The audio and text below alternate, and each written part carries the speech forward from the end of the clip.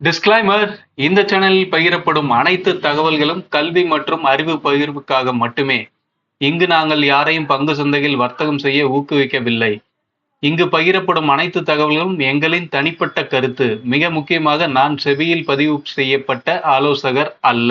Hi, hello, welcome back to our channel options master guide. இது பார்த்தீங்கன்னா நிஃப்டிக்கு நாம நேற்று காலையில் கொடுத்திருந்த லெவல்ஸ், மார்க்கெட் தொடங்குறதுக்கு முன்னாடி கொடுத்திருந்தது. இந்த 4 கிரீன் கலர் லைன்ஸ் இதுதான் நாம நேற்று லெவல்ஸாக கொடுத்துருந்தோம். இந்த லெவல்ஸை தாண்டி நாம என்ன சொல்லியிருந்தோம் அப்படின்னா, மார்க்கெட் இந்த 9000 அந்த 24,900 அந்த ஸ்ட்ரைக் பார்த்தீங்க அப்படின்னா நல்ல ஒரு ரெசிஸ்டண்ட்டாக இருக்கும் அப்படின்றத சொல்லியிருந்தோம். 900 கிராஸ் பண்ணி ஒரு 40 பாயிண்ட் போயிருக்கான்னு வச்சுக்கோங்களேன். இருந்தாலுமே ஒன்ஸ் அந்த 900 அந்த ஏரியாவில் ஒரு ரிஜெக்ஷன் கொடுத்ததுக்கு அப்புறம் பார்த்தீங்க அப்படின்னா எக்ஸாக்டாக அங்கேருந்து கனெக்ட் பண்ணீங்கன்னா கூட கிட்டத்தட்ட ஒரு 200 பாயிண்ட் அதிகமாக லோ வந்திருக்கான். கிட்டத்தட்ட க்ளோஸ் ப்ரைஸை வந்து டச் பண்ணியிருக்கான். ப்ரீவியஸ் டே க்ளோஸ் ப்ரைஸில் தான் அடுத்த சப்போர்ட் எடுத்திருக்கான். அடுத்த சப்போர்ட் எடுத்து பெருசாக எங்கேயுமே போகல. நம்மளோட R1 பக்கத்துலேயே சைட் வேஸில் போயிட்டான். நம்ம இந்த லெவல்ஸ் எல்லாம் இப்படி ஒர்க் ஆகும் அப்படின்றது எப்படி சொல்கிறோம் அப்படின்னா, ப்ரீமியத்தை ஃபாலோ பண்ணுறதுனாலே தான் நம்மளால் முன்கூட்டியே இந்த மாதிரி விஷயங்களை எடுக்க முடியுது. நேற்று அதுவும் இல்லாமல் லோ போகிறது இன்னும் பெருசாக ஸ்டாப் ஆகலை, கண்டினியூஸாக போகிறதுக்கு வாய்ப்பு அப்படின்ற மாதிரி தான் சொல்லியிருந்தோம். 24,526 ப்ரீவியஸ் மந்தோட ஹை, அந்த ஏரியா வரையும் நாம் சொல்லியிருந்தோம். ஆனால் அவன் டைரெக்டாக நேற்று ஓப்பன் ப்ரைஸ்க்கு கீழே சஸ்டெயின் ஆயிருந்தான், ப்ரீவியஸ் டே க்ளோஸ் ப்ரைஸையும் சஸ்டெயின் ஆகி கீழே நின்று இருந்தான் அப்படின்னா டைரெக்டாக இந்த லெவலில் ரீச் பண்ணியிருப்பான். ஆனால் க்ளோஸ் ப்ரைஸ்க்கு மேலே நின்னதுனாலையும் ஓப்பனுக்கு மேலே நின்னதுனாலையும் மார்க்கெட்டில் நாம் சொல்லியிருந்த அந்த 900 அந்த ஏரியாவை வந்து ரீச் பண்ணிட்டோம். இதெல்லாம் தாண்டி முக்கியமான விஷயம் நீங்கள் பார்க்க வேண்டியது பார்த்தீங்க அப்படின்னா, நேற்று ஏடிஎம் ப்ரைஸ் டிகே ஆகவே இல்லை. ஒரு ஆப்ஷன்ஸ் மார்க்கெட் ரன் ஆகுறதே டைம் வேல்யூவை 0 பண்ணுறதுக்கு தான் ரன் ஆகுது. ஆனால் அந்த விஷயமே நேற்று நடக்கலை, மாற அப்ரிசியேஷன் ஆகிட்டு இருக்கு. அதுக்கு முந்தின நாள் க்ளோசிங் ப்ரைஸில் ஏடிஎம்ல 118 பாயிண்ட் வச்சுருந்தவன் லைவ் மார்க்கெட்டில் பார்த்தீங்க அப்படின்னா அந்த 118க்கு கீழவே போக மாட்டேங்கிறான். கிட்டத்தட்ட 135 வரையுமே இன்க்ரீஸ் ஆகி வந்துகிட்டு இருந்தது. இப்போ மார்க்கெட் இப்போ கீழே இருந்து மேலே போயிருக்கான். இப்படி மேலே போகும்போது பார்த்தீங்க அப்படின்னா ப்ரீமியம் இன்க்ரீஸ் ஆயிடுச்சு. திரும்ப மேலே இருந்து கீழே வரான், கீழே வரும்போதும் இன்க்ரீஸ் ஆயிடுச்சு. மேலே போனதுக்கப்புறம் மேலே போகும்போதே ப்ரீமியம் டிகே ஆகி தான் போயிருந்துருக்கணும். ஆனால் அந்த விஷயம் நடக்கலை. சரி, கீழே வரும்போதாவது நடக்கும் அப்படின்னு பார்த்தா கீழே வரும்போதும் அதே மாதிரி ப்ரீமியம் அப்ரிசியேஷன்லேயே கீழே வந்துருச்சு. கிட்டத்தட்ட இந்த ஒரு 12 மணிக்கு அப்புறம் தான் இந்த ஏரியாவில் ஒரு சைடில் கொஞ்சம் போகும்போது தான் ப்ரீமியம் ஒரு 10-15 பாயிண்ட் தான் மட்டுமே டிகே ஆயிருக்கே தவிர பெருசாக எதுவுமே டிகே ஆகலை. நாளைக்கு எக்ஸ்பைரி அப்படின்ற நினப்பே இல்லாமல் மார்க்கெட் இன்னைக்கு ஓடி இருக்கு. ஓகே, இப்போ இன்னைக்கு பார்த்தீங்க அப்படின்னா ஏடிஎம்ல 100 பாயிண்ட்டுக்கு அதிகமாக தான் இருக்கு. நம்ம இப்போ லெவல்ஸ் பார்க்கும்போது பார்ப்போம். ஓகே, இப்போ இந்த லெவல்ஸ் எல்லாம் ரிமூவ் பண்ணிட்டு இன்னைக்கு உண்டான லெவல்ஸ் என்னன்னு பார்ப்போம். அது கூடவே நாம நேத்துக்கு எடுத்திருந்த ப்ரைஸ் எல்லாம் எந்த ஸ்ட்ரைக்கு பேஸ் பண்ணி எடுத்திருக்கு அப்படின்றதையும் பார்ப்போம். ஓகே, இன்னைக்கு உண்டான லெவல்ஸ் எடுத்தாச்சு. அதுக்கு முன்னாடி நேற்று நம்ம கொடுத்திருந்த லெவல்ஸ் என்ன ஸ்ட்ரைக்கை பேஸ் பண்ணி எடுத்திருந்தது அப்படின்னா 24,600 புட், 24,800 கால். இந்த 2 ஸ்ட்ரைக்கை பேஸ் பண்ணி தான் நாம நேற்று லெவல் கொடுத்துருந்தோம்.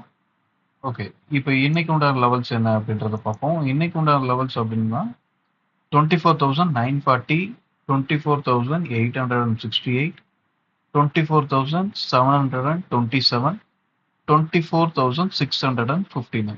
இதுதான் இன்னைக்கு உண்டான லெவல்ஸாக எடுத்திருக்கு. நம்மளோட R2 பார்த்தீங்க அப்படின்னா ப்ரீவியஸ் டே கூட நேற்றைய ஹை பக்கத்துலேயே தான் கிடச்சிருக்கு.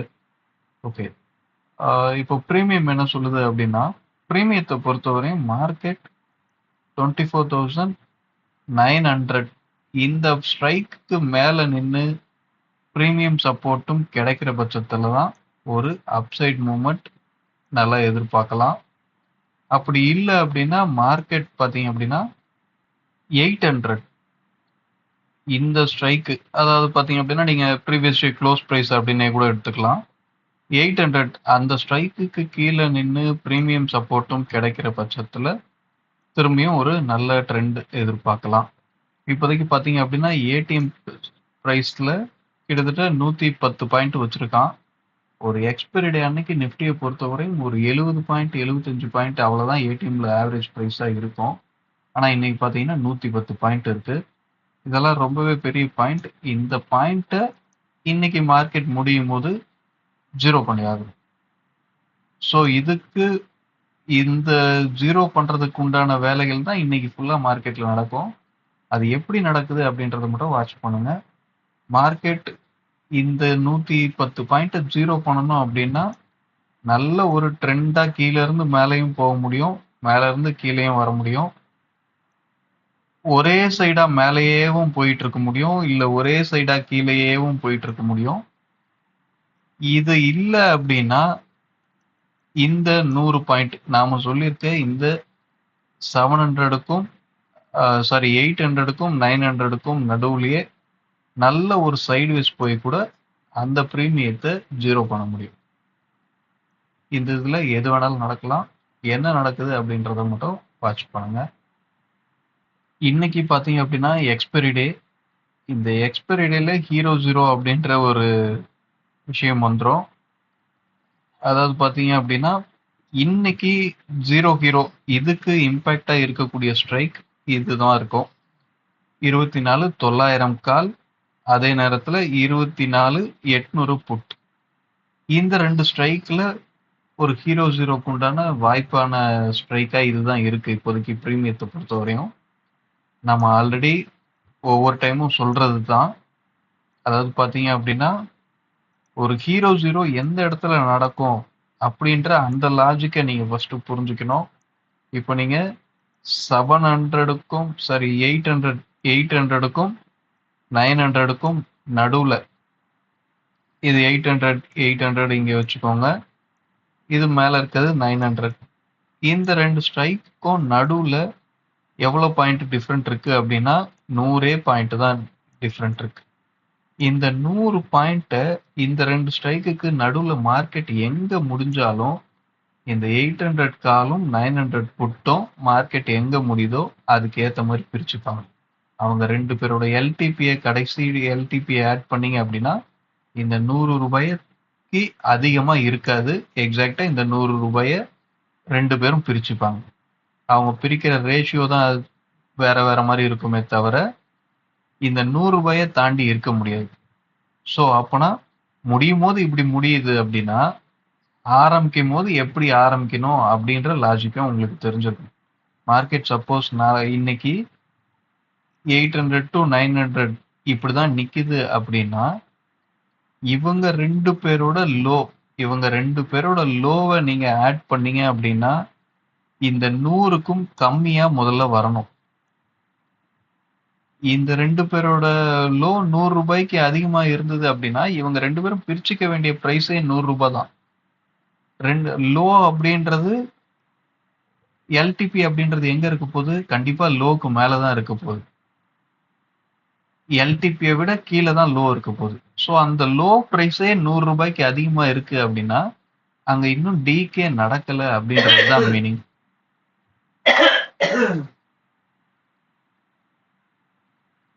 அந்த டிகே நடக்கிற வரையும் வெயிட் பண்ணுங்க.